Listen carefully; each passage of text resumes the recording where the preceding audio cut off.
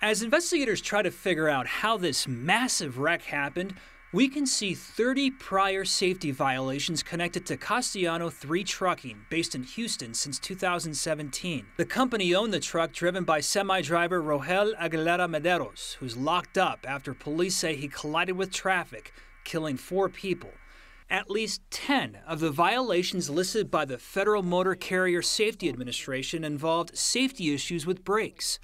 Another safety violation we found mentions how a company driver cannot read or speak the English language sufficiently to respond to official inquiries. It's unknown who that driver was. Online, people are expressing support for the driver through online fundraisers, with one collecting more than $100,000.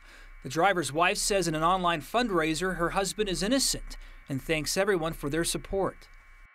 Our sister station in Houston tried tracking down the owner of that company, who referred them to an attorney who did not want to comment on the story.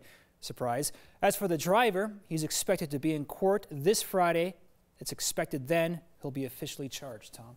Well, this brings into focus many things, including trucker safety. I mean, how are they inspected? Are we safe on the roads with trucks all around us in places like where this accident happened? Lots of questions still yet to be answered, and you can bet that this defense attorney is likely going to probably put the focus on this trucking company here in this case. All right, Jeremy. Yeah. Thank you.